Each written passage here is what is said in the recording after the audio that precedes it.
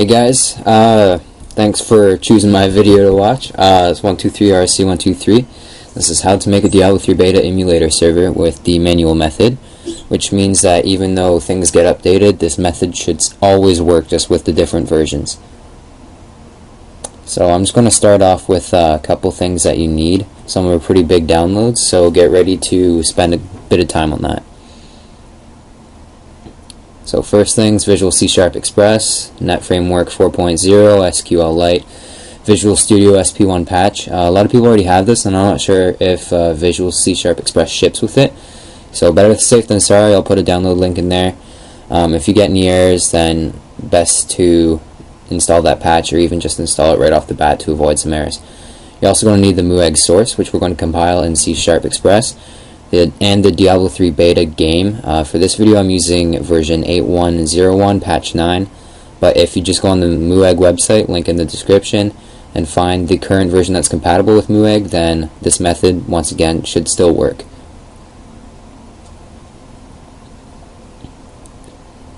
So I'm just going to start off by downloading the Mueg source. So I'm going to open up Chrome here, go to the Mueg GitHub site, and get their source zip file. So there's a button that highlights in blue there on the top left. Just click that and it'll start downloading. It's about 5 megs, it's not that big.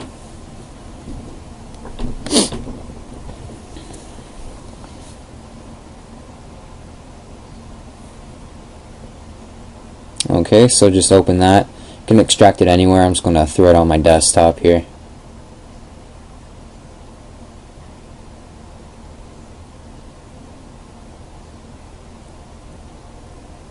Okay, so then open up that folder that you just extracted, go into the SRC folder, then into the libmunet folder, and open up the file that's called libmunet in Visual C# Express.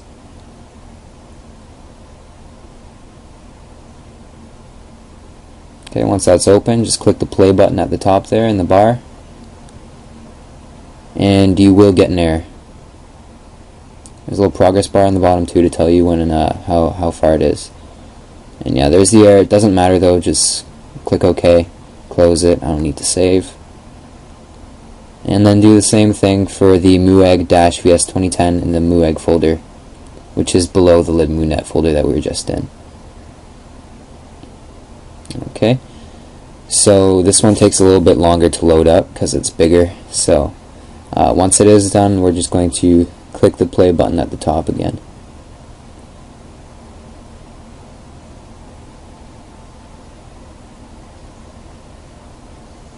Alright, so once you see that black window, that means everything's good. Close that, close C# Express. Don't need to save again.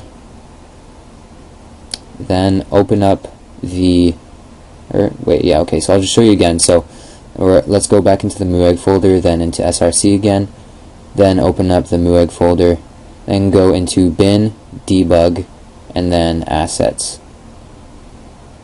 You'll see an MPQ folder in there, and I've already got my MPQ files already copied and pasted, so I'm just going to move those. You will have to do a couple extra steps, which I'm going to outline soon, but I'm just going to set up my MPQs here that I already have. Okay, so I'm going to close that. But what you need to do is go to where you install Diablo 3 beta. Mine's in program files and then Diablo 3 beta. And then go into the data_D3 folder, then PC, then MPQs. And you're going to see a whole bunch of MPQ files and folders and stuff. So you just want to copy and paste all of that into the Mueg, SRC, then Mueg, and then bin, then debug, assets, and then into the MPQ folder, just like I did. See? So all those files go into the MPQ folder inside your assets folder. So it's a bunch of gigs, so it will take a while. It's like 3 to 5 gigs, I forget the number. So once that's done, go back to your Diablo 3 beta folder and make a shortcut to the diablo3.exe file, not the launcher. I have no idea what I'm doing here, by the way, so just ignore that properties thing. Yeah, so make a shortcut to the Diablo 3 exe, not the launcher. Has to be the Diablo 3.exe. And once you've done that, right click it. I just put it on my desktop, so you can put it anywhere. Then in the target field here at the end, after the last quotation, you need to put in the target extension that will also be in the description. It's like --launch space --RR address, whatever. So just paste that in the end, apply, then go back into your Mueg folder, then into src, then to Mueg once again, then into bin, debug, and then run mueg.exe. It's one of the only application files in that folder, so just mueg.exe. So then the window will start. It takes a little bit to kind of go through its thing and get ready.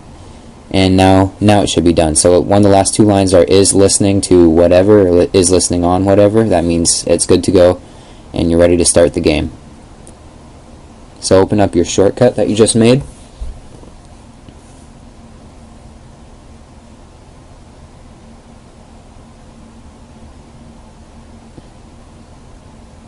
And for the username, put in test and then the @ symbol.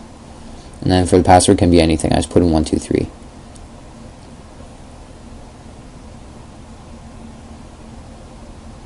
Okay, so everything's good. Make your character, do whatever. So I'm going to stop talking for the next couple seconds because I just start playing around for like a minute, and then I'll go back and outline a couple other details.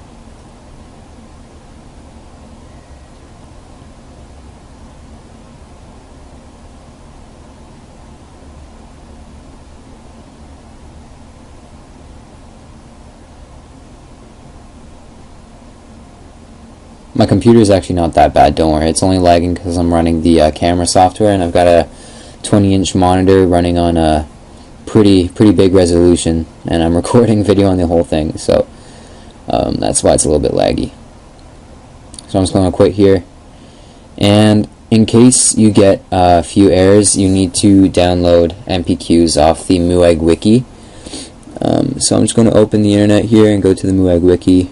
All these links will once again be in the description. So you're going to have a list of MPQ files here. You need to download the bottom three. The last portion of the link should be base win.mpq, client data.mpq, and core data.mpq. And then for the update MPQ that you need, make sure that the last 4 digits of that link correspond to your current version of the game. So for the other link, it was 8101. So once you have those downloaded, go into your MPQ folder inside your assets folder, and the D3-update-base, whatever with the number at the end, goes into the base folder in your MPQ folder, and then the other ones just go right into the MPQ folder. You don't have to put them into any other subfolders. So yeah, that's about it.